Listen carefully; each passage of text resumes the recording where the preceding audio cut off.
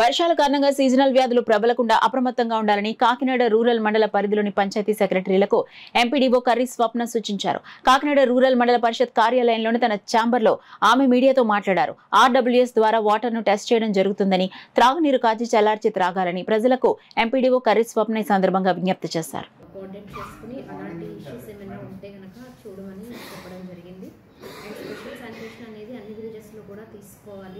అనే ఇన్స్ట్రక్షన్ కూడా సెక్రటరీస్ అందరికీ ఇచ్చాము. అదేవిధంగా కాకినాడ రూరల్ మండలంలోని సెక్రటరీస్ అంతా కూడా స్పెషల్ శానిటేషన్ డ్రైవ్స్ అనేవి కూడా చేస్తున్నారు. మనందరూ ఇంకొక ముఖ్యమైన విషయం గమనించాల్సింది ఏంటంటే we need to concentrate on seasonal diseases.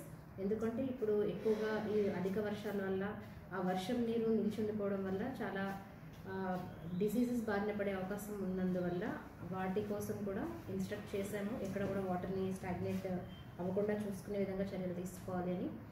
దీనివల్ల మేజర్గా మస్కిటోస్ బ్రీడింగ్ అనేది జరుగుతుంది. ఎక్కువ వాటర్ స్టాగ్నేట్ అవ్వడం వల్ల దానివల్ల డెంగ్యూ ఇలాంటివన్నీ కూడా వచ్చే అవకాశాలు ఉన్నాయి. కాబట్టి సీజనల్గా ప్రికాషనరీ మెషర్స్ తీసుకోవాల్సిందిగా అందరినీ ఆల్రెడీ మేము ఇన్స్ట్రక్ట్ చేశాము.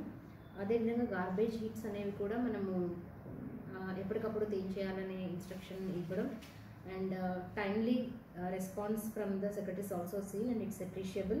అండ్ వాటర్ కంటామినేషన్ అనేది మనం కర్బ్ చేయడం కోసం లీకేజెస్ ఇవన్నీ కూడా మనము ముందుగానే అరెస్ట్ చేయాలనే విషయాన్ని చెప్పాము. అండ్ క్వాలిటీ ఆఫ్ వాటర్ని కూడా టెస్ట్ చేయడానికి ఇంజనీరింగ్ అసిస్టెంట్స్కి తగు సూచనలు కూడా ఇవ్వడం జరిగింది.